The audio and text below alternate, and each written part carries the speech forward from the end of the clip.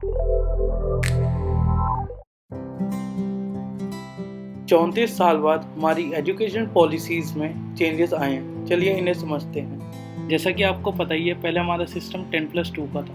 अब उसको रिप्लेस कर दिया है 5+3+3+4 ने, जिसमें पहले 5 साल फाउंडेशन स्टेज है, जिसमें पहले 3 साल हमारे प्री प्राइमरी स्कूल के हैं, फिर 2 साल फर्स्ट एंड सेकेंड क्लास के, फिर नेक्स्ट 3 साल जो है 3 to 5 के, वो है प्रिपरेटरी स्टेज, जिसमें बच्चों को मैथ्स, साइंस, सोशल साइंस ये सारे सब्जेक्ट पढ़ाए जाएंगे।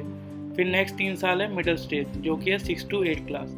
इस मिडिल स्टेज में बच्चे कंप्यूटर कोडिंग, सॉफ्टवेयर डिज़ाइनिंग जैसे कोर्स पढ़ सकते हैं और अपनी 6 क्लास से ही इंटर्नशिप स्टार्ट कर सकते हैं किसी भी कंपनी में। इसके बाद आती है सेकेंडरी स्टेज, जो कि है 4 साल की, जो है 9 to 12।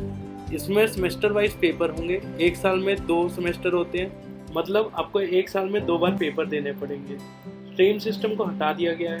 अब इसमें कोई भी बच्चा कोई भी सब्जेक्ट अपनी मन मुताबिक चूज़ कर सकता है, यानी कॉमर्स का बच्चा अब आर्ट्स के सब्जेक्ट भी ले सकता है और साइंस के भी। This is called multidisciplinary education, जो कि इस सिस्टम की सबसे बड़ी हाईलाइट है।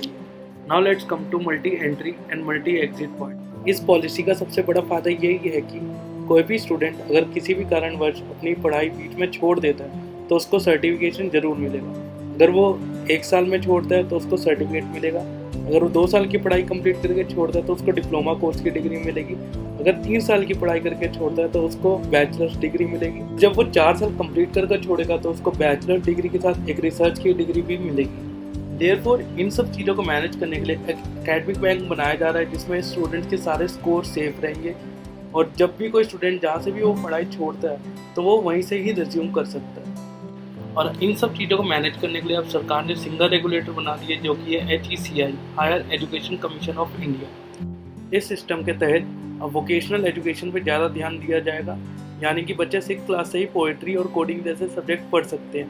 इनकी क्रिएटिव थिंकिंग और स्किल्स डेवलपमेंट पे ज़्यादा फोकस किया जाएगा। Now let's come to report card assessment. Report card को 360 डिग्री एनालिसिस किया जाएगा, जिसमें स्किल्स एंड कैपेबिलिटीज़ पे ज़्यादा फोकस रहेगा बजाय मार्क्स के। अब कोई वो शर्मा जी का लौंडा और वर्मा जी के लौंडे के मार्क्स कंपेयर नहीं होंगे।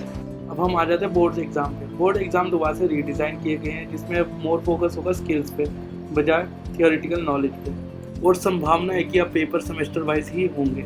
इस पॉलिसी के तहत अब डिजिटल एजुकेशन पर ज़्यादा ध्यान दिया जाएगा, जिससे कि रूरल एरियाज यानी कि गांव तक हमारी एजुकेशन पहुंच सके और उनको उनकी रीजनल लैंग्वेज में, जैसे कि मराठी, बंगाली, किसी भी उनकी जो रीजनल लैंग्वेज है उसमें पढ़ाया जाएगा। डिजिटल एजुकेशन का सबसे बड़ा लाभ होगा विकलांगों को, जो स्कूल कॉलेज नहीं जा सकते वो अब घर बैठ के ही पढ़ाई कर सकते हैं। अब हम आ जाते हैं इस पॉलिसी की सबसे इंटरेस्टिंग चीज़ पे, जो कि है लोक विद्या।